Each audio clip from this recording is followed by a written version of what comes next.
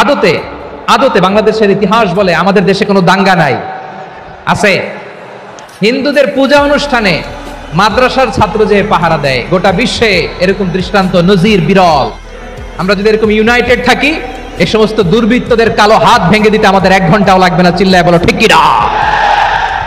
আমাদের এই সম্প্রীতির ভেতরে অনেকে ফাটল ধরাতে চায়। আমরা যে সুখে আছি, শান্তিতে আছি, এটা অনেকের ভালো লাগে না, ঠিক কিনা বলেন? আমাদের মধ্যে সাম্প্রদায়িক সম্প্রীতি, সৌহার্দ্যপূর্ণ আচরণ, ভালোবাসা, এটা আবহমান কাল ধরে আছে। তার প্রমাণ, আমরা তাফসিরুল মাহফিলের আয়োজন করলে আমাদের হিন্দু ভাইরা ডিস্টার্ব করে না, ঠিক কিনা? এবং আমি যদি বলি হাত তোলেন, হিন্দু ধর্মের কারা কারা এসেছেন, কত শত কত হাজার যে হাত উঠবে, আপনি অবাক হয়ে যাবেন। আমি চাচ্ছি না হাত উঠাতে। খুলনাতে সর্বশেষ যে আমি প্রোগ্রাম করে গেলাম, সেখানে কয়েকশ হিন্দু ভাই আসছে আমাদের আলোচনা শুনতে, আলহামদুলিল্লাহ। অনেক বৌদ্ধরা আসে, অনেক খ্রিস্টানরা আসে। এবার সফরেও অনেক হিন্দু ভাইরা আমার সাথে দেখা করেছে। তারা বলেছে, হুজুর আমরা আপনার আলোচনা শুনি, আলহামদুলিল্লাহ বলেন। So it's our responsibility to present our religion to our non-Muslim brothers and sisters. আমাদের অমুসলিম ভাই বোনদের কাছে ইসলামের সৌন্দর্য তুলে ধরা, এটা আমাদের দায়িত্ব। We all are the ambassador of Islam. আমরা প্রত্যেকে দায়িত্বশীল, আমরা প্রত্যেকে এক একজন ইসলামের অ্যাম্বাসেডর, আলহামদুলিল্লাহ বলেন। এজন্য এমন ভাবে দ্য বিউটি অফ ইসলাম, ইসলামের সৌন্দর্য আমাদেরকে ফুটিয়ে তুলতে হবে, যাতে করে নন মুসলিমরা শাহাদা পড়ে, কালিমা পড়ে মুসলমান হয়ে যায়। অনেক নন মুসলিম ভাই বোন আমাদের হাতে শাহাদা পড়ে, কালিমা পড়ে মুসলমান হয়েছে, অনেক। সো আমরা যেন ইসলামের বিউটিটাকে তুলে ধরতে পারি, এবং এই যে সম্প্রীতি, এটাকে যেন আমরা অটুট রাখতে পারি। আদতে আদতে বাংলাদেশের ইতিহাস বলে আমাদের দেশে কোনো দাঙ্গা নাই, আছে? লালমনিরহাটের ভাইয়ের আওয়াজ করে বলেন, আমাদের দেশে হিন্দু মুসলিম দাঙ্গা আছে? আমরা ভাই ভাই, আওয়াজ করে বলুন তো, আমরা কি ভাই ভাই? কিন্তু কিছু দুষ্ট লোক আছে, তারা আমাদের সম্পর্কের মধ্যে ফাটল ধরাতে চায়, ঠিক কিনা বলেন? মাঝে মাঝে ঝগড়া লাগাতে চায়। দেখবেন পত্রপত্রিকায় দেখা যায় বিভিন্ন ধর্মীয় উপাসনালয়গুলোতে হামলা চালানো হয়। এগুলো রাজনৈতিক উদ্দেশ্য প্রণোদিত, এগুলোর সাথে ইসলামের কোনো সম্পর্ক নাই।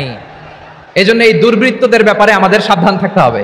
আমরা সবসময় যেমনি ঐক্যবদ্ধ, ইউনাইটেড, আমরা যদি এরকম ইউনাইটেড থাকি, এই সমস্ত দুর্বৃত্তদের কালো হাত ভেঙে দিতে আমাদের 1 ঘন্টাও লাগবে না। চিল্লায় বলো ঠিক কি না? আমরা সংঘবদ্ধ থাকবো।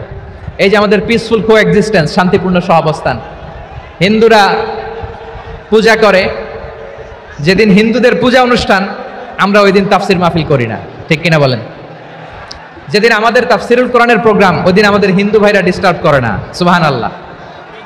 হিন্দুদের পূজা অনুষ্ঠানে মাদ্রাসার ছাত্র যে পাহারা দেয়, গোটা বিশ্বে এরকম দৃষ্টান্ত নজির বিরল, ঠিক কিনা বলেন? আইন শৃঙ্খলা বাহিনীর পাশাপাশি মাদ্রাসার ছাত্ররা যে সেখানে পাহারা দেয়, গোটা পৃথিবীতে এই দৃষ্টান্ত আপনি পাবেন। মাদ্রাসার ছাত্ররা, তারা তো কোরআনের ধারক, তারা হাদিসের ধারক, তারা কেন মন্দির পাহারা দিবে? এই সম্প্রীতিকে ধরে রাখার জন্য, এই সৌহার্দ্যকে ধরে রাখার জন্য, আমাদের পারস্পরিক ভালোবাসাকে অটুট রাখার জন্য। আওয়াজ করে বলতে হবে ঠিক কিনা? এখন বলেন, আমাদের এই ভালোবাসা অটুট থাক, আমরা চাই কি চাই না?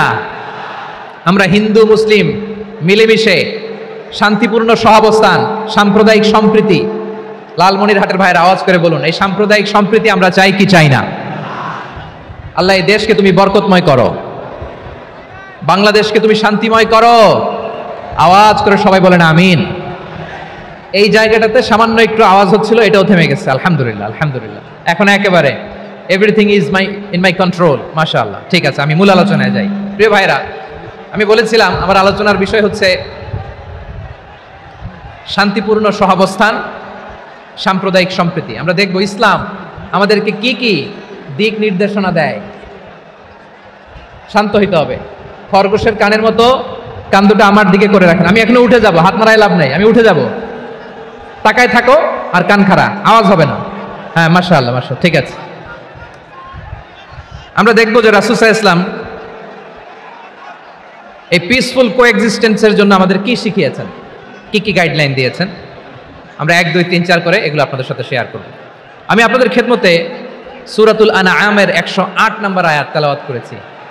এখানে আল্লাহ রাব্বুল ইজ্জা ওয়াল জালাল তিনি ইরশাদ করছেন, ওয়ালা তাসুব্বুল্লাযীনা يدعون من دون الله فيسبوا الله عدوا بغير علم كذلك زينا لكل أمة عملهم ثم إلى ربهم مرجعهم فينبئهم بما كانوا يعملون رب العالمين বলেন গোলাম ও আমার ইমানদার বান্দারা শোনো শোনো